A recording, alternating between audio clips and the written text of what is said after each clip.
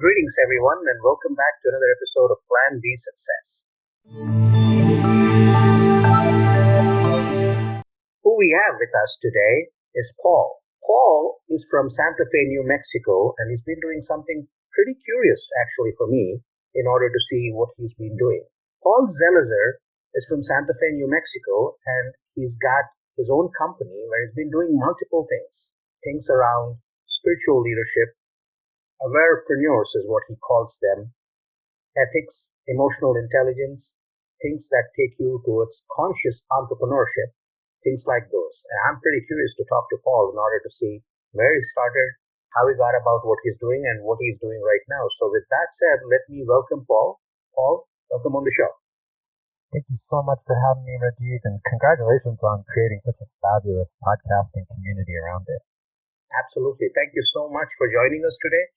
So we're pretty curious. Why don't you tell us a little bit about what you do? What is conscious leadership or conscious entrepreneurship, Awarepreneurs, all of that stuff? Sure. Let me just tell you a story. I'm Jewish, right? And so when you ask a Jew a question, there's a joke. One of two things is likely to happen. Either we're going to tell you a story or we're going to ask you a question back. It's just a cultural thing. So I'm going to tell you a story to kind of give you a sense of what happened in my life that set me on this course. You know, Simon Sinek said, start with why. If anybody doesn't know his great work, go check out his TED Talk or his book, Start with Why. So my why, when I was 17 years old, I was kind of coming off the rails with some choices I was making around drugs and alcohol. And after a particularly difficult night, I did some things I was really embarrassed of and was really suffering around. And a very smart woman who was a family friend sat down with me and she said, Paul, let me explain something about how you're wired. She was explaining my own nervous system. She said, you're wired for poignant experiences. Wired for poignant experience. And this goes one of two ways. One is you live a lifetime of drama and addiction and suffering and good chance you're going to die young. Or there are these things called awareness practices. The thing that was really important about what she did, Rajiv, is incredibly skillful. She wasn't trying to recruit me to her church or to her guru or like tell me I should do it her way. She was just trying to say there are these practices that humans have been cultivating for thousands of years to kind of work with a nervous system that needed like an extra, I'm wired for meaning and purpose. And I wasn't feeling that as a 17-year-old growing up in the suburbs of New York where like everybody was focused on money and the car you drove and how big your house was. And I was like, you know, this was at a time when the president of the U.S. was talking about winning nuclear wars. I just didn't know how to make sense of it, and I need meaning and purpose. I'm wired for that. I think actually a lot of humans are, but I certainly wasn't feeling that at that time. And that conversation and her skillfulness in that conversation changed the trajectory of my life. Very, very grateful to her. So as I was coming into the career, you know, what do I want to do when I grow up? Like that was very much on my mind. I started exploring meditation and yoga and contemplative Christianity, even though I was a Jew. Like it just set me off on like, all right, how have the wisdom traditions of the world tried to help somebody who's wired like I am? And that kind of just rolled over into what I did for a career. So originally what I trained in, my plan A, to use your language, I went into community mental health with a particular focus on awareness practices as a tool for helping people change and be more successful as they were trying to make changes in their lives. And I did community health for 15 years and then burned out and got into more of the work that I'm doing today, which I'm sure we can talk about. So let's talk a little bit about, you know, what you talked about, wisdom, right? Entrepreneurship and wisdom. So where do you see that coming together? So when you look at entrepreneurship and, you know, there's been a lot of talk around emotional intelligence, ethics, and those kinds of things off late. You know, maybe 10 years ago, the motive was profit. You know, cook anyway, make a profit. And I think for a very, very long time, even in this particular decade, the past one, it's been that. But then when you actually hit a brick wall, that's when things around conscious leadership start happening, like the one that we have hit right now. And now there's a movement where we're not thinking about just profit, but we're thinking about the person next to you as well. So from your standpoint, and you've done this over the years, Where do you see that? Where do you see that coming together? Purpose and profit kind of coming together. It's a great question, Ravi. Because I had the background that I had, and I got in on social media early on. It was Twitter. I got on Twitter in 2008, 2009, and back then it was a very small environment, and particularly people who were looking at things like business and meaning and positive psychology and mindfulness. So suddenly this guy from New Mexico who's repurposing his training as a counselor into the conscious business conversation. In 2009, I found myself at Zappos, where the leader, Tony Hsieh, and the leadership team at Zappos, on the day they were handing out t-shirts saying, "Thank you for making us $1 billion a year company," to their employees. We were there and we were talking to them about what's going on at Zappos and what's the results you're finding. And a little bit later on, Tony Hsieh wrote a book called Delivering Happiness and has a ton of research about positive psychology in business. And at the same time, I don't know, a couple months later, 3 months or 6 months later, I wound up at Google.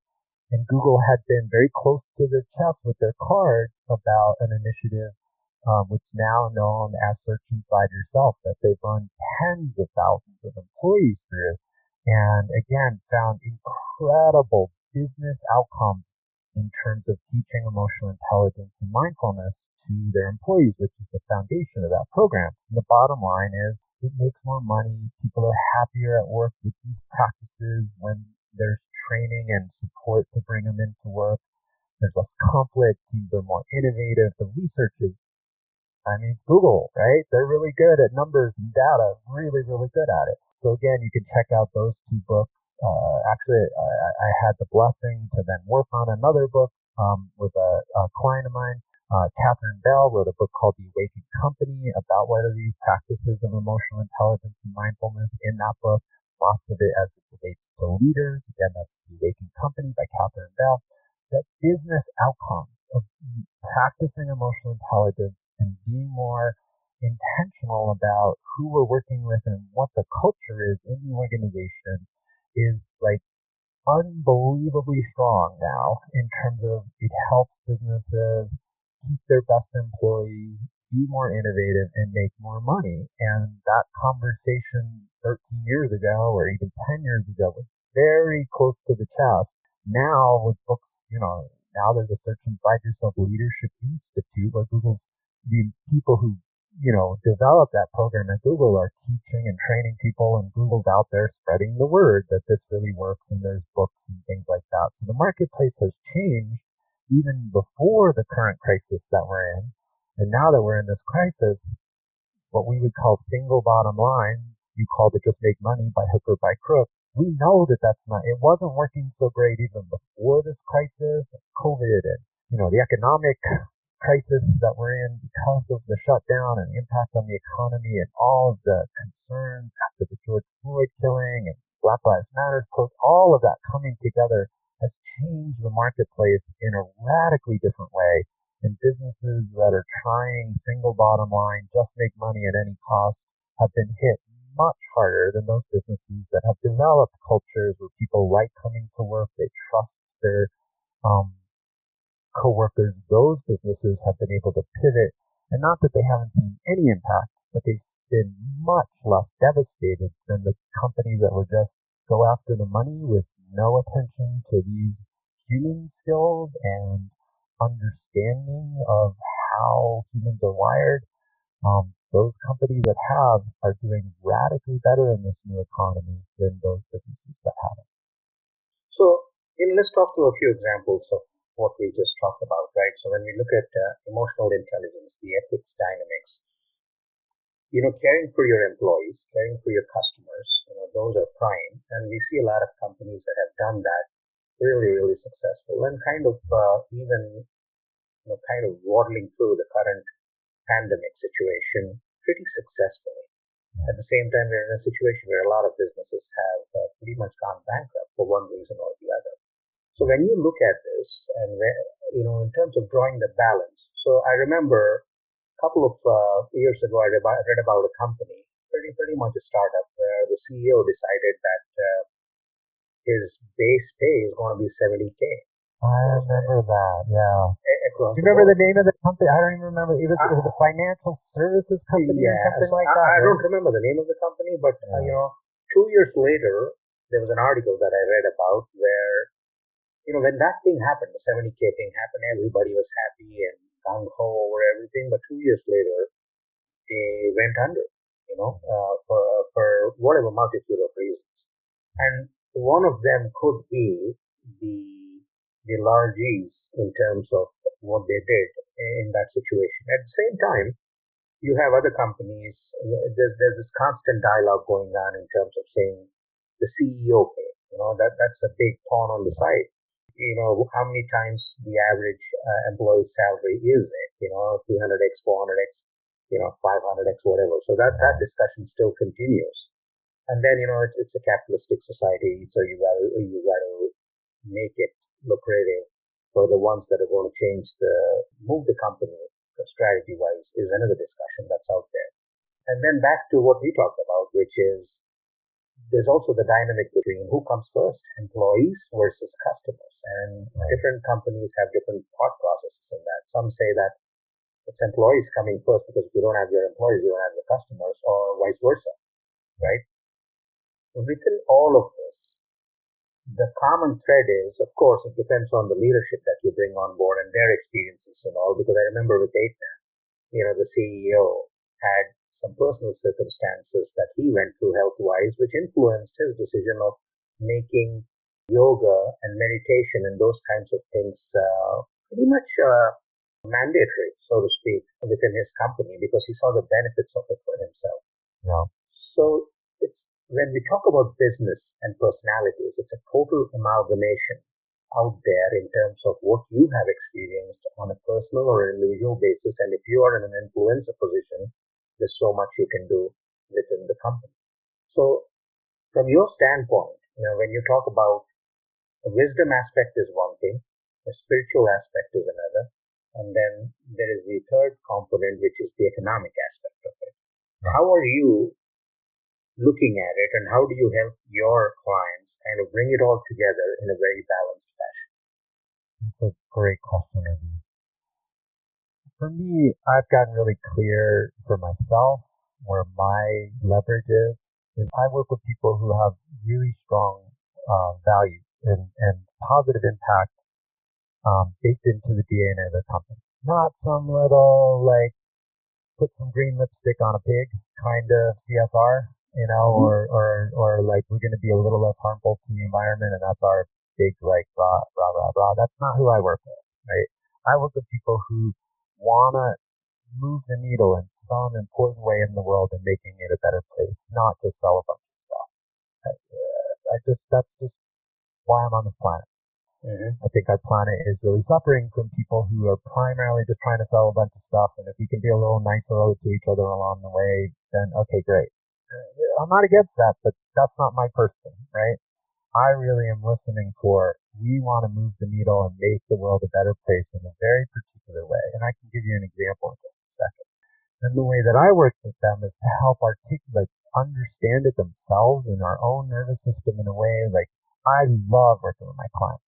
When my clients grow their businesses, I work really hard to make sure that the world's a better place and that they're happier. Their families are stronger. The communities they live are at a better place because this business has grown.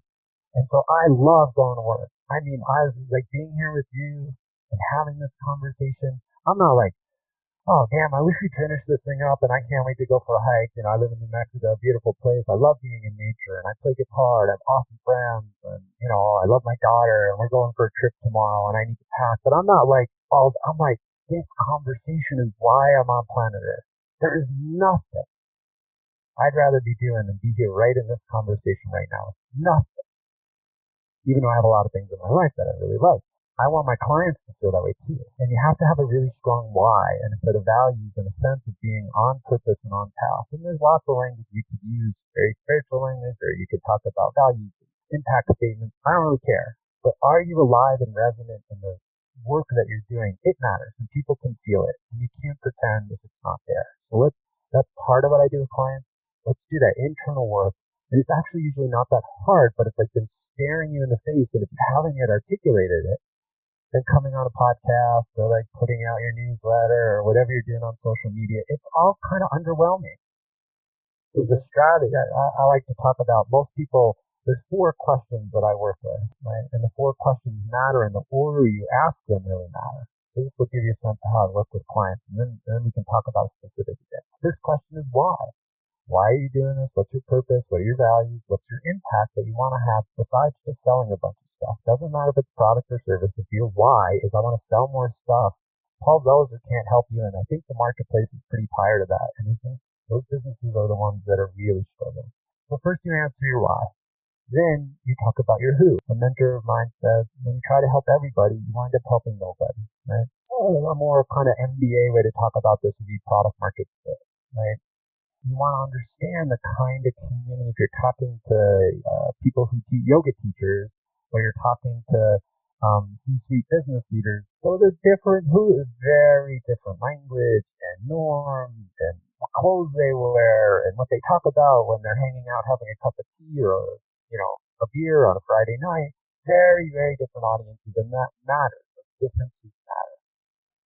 Then you think about your what. What's the actual product or service, or, the number of product or services, and each, you take your why into your who. I want to serve social entrepreneurs, people with a real mission to make the world a better place, because that's aligned with my desire to make the world a better place. And so I know my values, I know my who, then my what. You talk about my personal why, but basically it's one-on-one and small group coaching. And one of my businesses in a membership community of 308, or I think we had our 309th person doing today, of social entrepreneurs, where we help each other grow our businesses and make sure we're taking care of ourselves along the way. That's my what, right? So you have your why, your who, your what, and then the last one is the how. Now, I love podcasting. I call it both sides of the mic. I think it's a fabulous business strategy. You don't have to bake your message down in 17 seconds for a little, or like an Instagram post with 12 words on it. We have some time to unpack and nuance. It's relational and it's incredibly intimate, maybe the most intimate form of any marketing thing I've ever come across ever. I love podcasting, but if you only talk about it as a marketing strategy divorced from your why, your who, your what, and you just go to how, you're probably not going to get the same results as somebody who looks at all 4 of those questions and answers one, brings that answer to the next, bring the answer to the next. And then you get into things like your how, and you drop it into the marketplace, and it has a resonance and a power that no marketing strategy in and by itself would ever. One question that I have for you is passion and purpose. What do you see them as? Are they different from each other? Are they similar? What are your thoughts on that? I think one's a natural outcome of the other. And I think we oftentimes, especially in the US, we chase the emotions and the feeling, we chase the passion, but we oftentimes haven't done enough of the excavating to get down to the purpose. Like, if you're doing the work that you're on the planet to do, and I can't tell you, Rajiv, this is your purpose, and you can't tell me, I got to do some work. I got to find my purpose or my values and create something that has that baked into the DNA. If I'm really doing a good job of that, like I said, there's nothing else I'd rather be doing than having these conversations in this poignant moment with all the craziness going on in the planet right now. Like, this is the point of leverage that I've spent a lot of years getting ready for and building the muscles for. And I was made for this time, given my personal journey and meditation and inner work and conversations I've been at Zappos and Google and, helping people think about these things. This is, even though I wish we weren't, I wish there were less suffering. And if we had made different choices, I think there very much could be. Here we are, and this is my time, right? There's a readiness and a sense of passion because I feel really rooted in my purpose and my values. If I'm just chasing passion alone without doing the excavating, I call it shiny object syndrome. Shiny object syndrome. Oh, this is really cool. And in the moment I do feel some passion, but it doesn't sustain, it doesn't last. When something gets hard, I feel like, oh, there must be something wrong, because if I, follow your bliss kind of approach to business, then when we hit things, there's a lot of research. Anybody who wants to do some reading on this, Viktor Frankl's Man's Search for Meaning, he talks about that sense of meaning and purpose first. And, the passion's a natural outcome of living an aligned life. And many folks in the modern world are, chasing the feeling and then wondering what is wrong when something doesn't go completely smoothly. And those people who have purpose and meaning and values, we navigate those challenging, this is Viktor Frankl's work, we navigate those with much more just kind of energy and conviction through harder times. When you're actually talking to someone or coaching someone, the other person needs to be able to receive. They need to be open to receive in order to, they don't need to come in with hard and fast thoughts and, themes that are going on in their head, and should be open to receive. And that's when you can make an impact. Have you come across people who are hard and fast like that? And have you been successful at changing their course? Part of what I've tried to do is just be really clear what's my lane and what's not my lane. Like, I'm not interested in trying to convince other people that I don't care whether somebody's an intrapreneur or an entrepreneur. In other words, do they work in a big organization, or are they just a startup founder? Are they new development? They're startup founder with their solo and they, just getting started, or somebody has a company with 100 employees. Or they're a leader of a team, a worldwide global team with 10,000 employees. I don't care. What I do care about is I'm not going to spend my time trying to convince somebody that doing business in a way that's thinking about the well-being of others and the kind of world we're passing on to our children and grandchildren, they don't have that inherent in if they're not deeply concerned about where we are as a planet. And then again, like I said, Paul, teach me how to use podcasting. I'm pretty well known in the podcasting world and using it as a business strategy because Awarepreneurs has a popular podcast. We publish twice a week and we've been doing it for 3 years. And, some people know who we are. If somebody comes to me and just says, teach me podcasting, but they don't have that sense of conviction and a sense like the world is, we got to turn the ship to pass it on to our children and grandchildren in a way we feel good about. That's not an interior fire for them. That's not somebody that I belong working with, and I'll refer them out. If it's somebody who's like, even if they're a leader in an organization that they don't currently feel it's baked into the DNA that they're wanting, but the inner fire is there, I got to get this more synced up. My values and my work are disconnected, and I can't sleep at night. Come on down, let's talk about it. That's one of mine. Or that's somebody I at least feel affinity with, and if I can't help them, I know a bunch of people who can. Again, that person who's just like, teach me strategy and doesn't have that inner fire, blessings to them, but I'm busy. I don't have time for that person. Absolutely. So tell us, from your service offerings, what all do you offer? I have 2 interrelated businesses. And so for 13, when I reinvented myself from mental health counselor to social entrepreneur, like many people, I started with one-on-one and then added some small groups. I have some small mastermind groups of 6 people. And the mastermind groups tends to be folks who are a little earlier on in the journey. It's more affordable to work that way and we meet more often.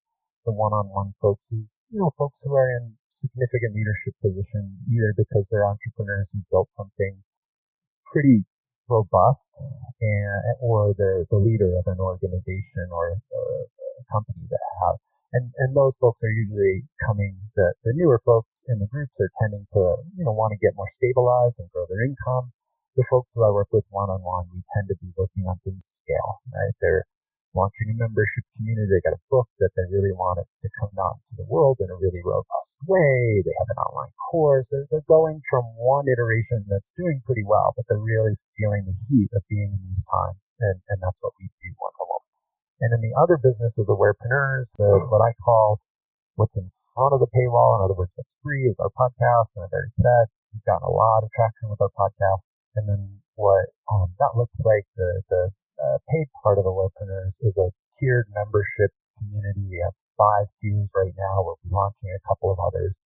And we have 308 members at those different tiers. And basically, it's a very robust and dynamic community of folks who are looking at how to do entrepreneurship in this way of taking care of the humans and using our tools to be aligned and resourced and using wellness and awareness to do the inner work. And then the outer work is, you can build a website for this kind of brand, or who does Facebook ads, or how do I use podcasting to get in front of more people? So it's an inner and outer approach to social entrepreneurship, and that's the community part of Awarepreneurs. And what kind of a team supports you? Right now I'm solo and all that. I have visions that change. I mean, individuals, I hire a small amount of consulting here and there, but yeah, right now it's Paul Zelizer, and that very much is on my list to change in 2020. Awesome. And what's coming next? What are you looking forward to? We're just launching our podcast success team for Awarepreneurs. I'm literally putting it together right now. How do these kinds of individuals and brands use podcasting in a very intentional, skillful way? So like this podcast is part of what I'm calling a podcast tour, Rajiv. I'm doing 20 podcasts in 30 days. And it's about getting the message out about Awarepreneurs in general, in particular, and the membership community in particular. And how do you use podcasting very, very effectively for something like a membership community or a book, or again, one of these more, company that's doing pretty well, but got a new offering, or somebody in our community joined.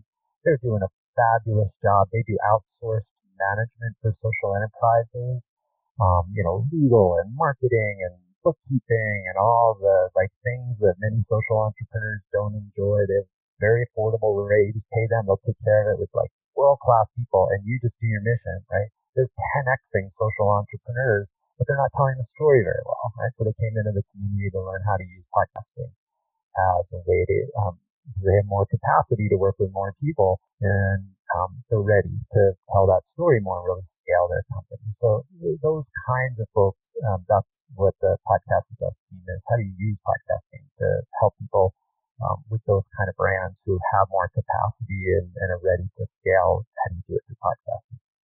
Awesome.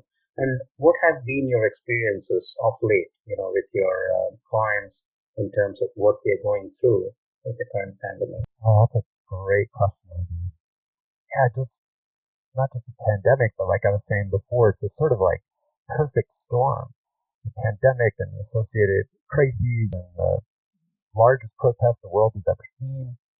All those are interrelated, creating a scenario that's unlike anything that I've ever, pretty much everybody I'm talking to has never seen anything like it ever in my lifetime, and even people who are much older than me. So how that's impacted each person a little bit differently, but we're talking rock to the core. Some people, we have members in Awarepreneurs, thinking of two in particularly, they're diversity, equity, and inclusion trainers, world-class diversity, equity, and inclusion trainers. They live near you, actually, Reggie. And some of them are so busy after what happened with George Floyd that they literally can't. There's a message when you send them an email, we'll try to get back to you by August if you're lucky.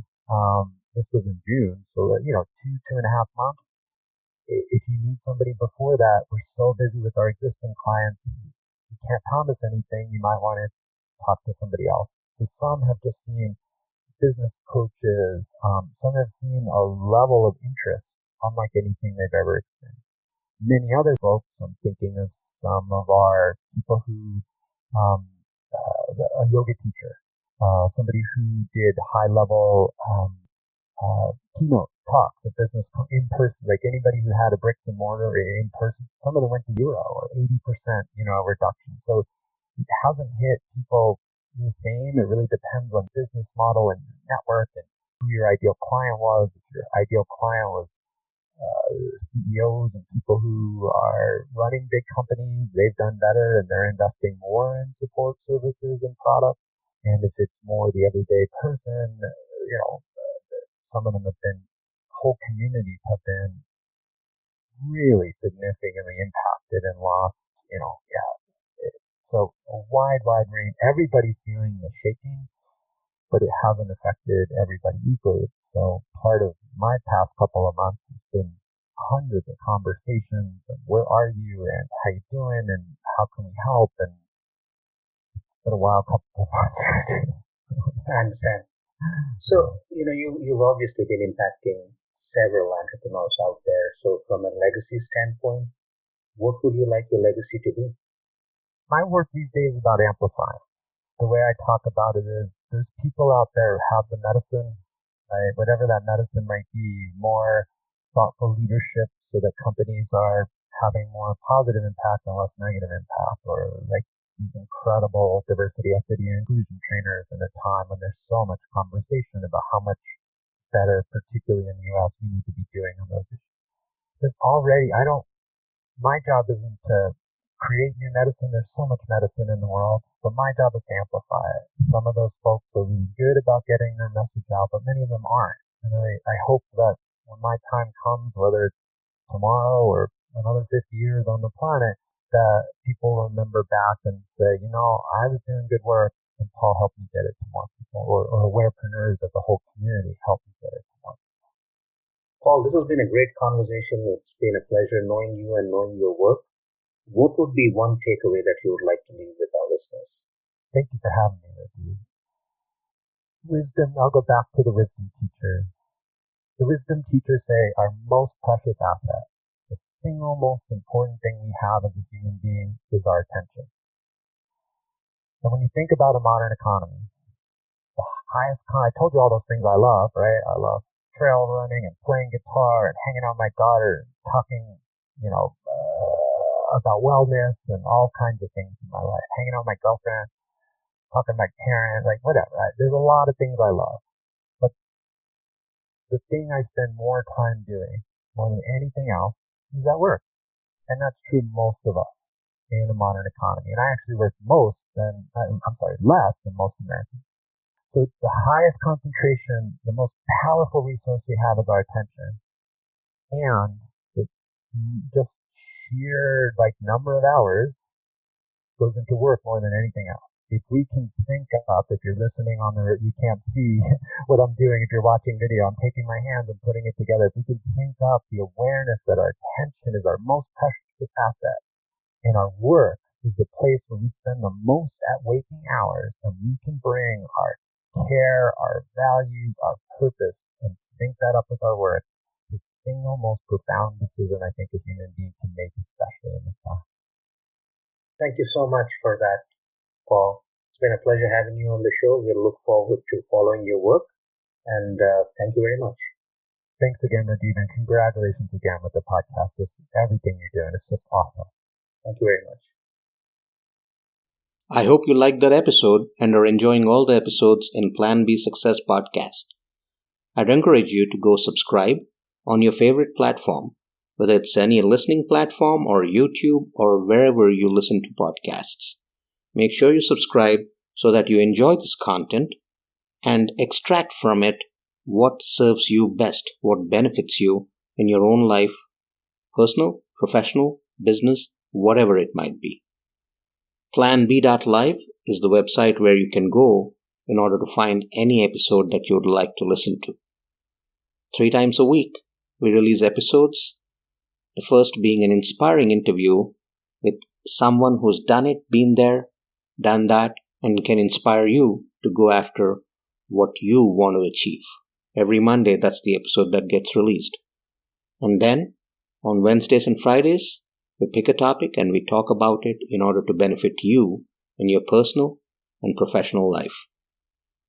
At the same time, if you're someone who's interested in learning more about these concepts, if you're someone who's interested in podcasting as well, go check out planbsuccessschool.thinkific.com. That's where all the online courses are. You can learn and benefit from them there as well. There's a bunch of free courses. There's a bunch of paid courses. Start with the free ones. Get to learn what you aspire to learn. And if you want to delve deeper, then you can sign up for the other ones. Thank you very much.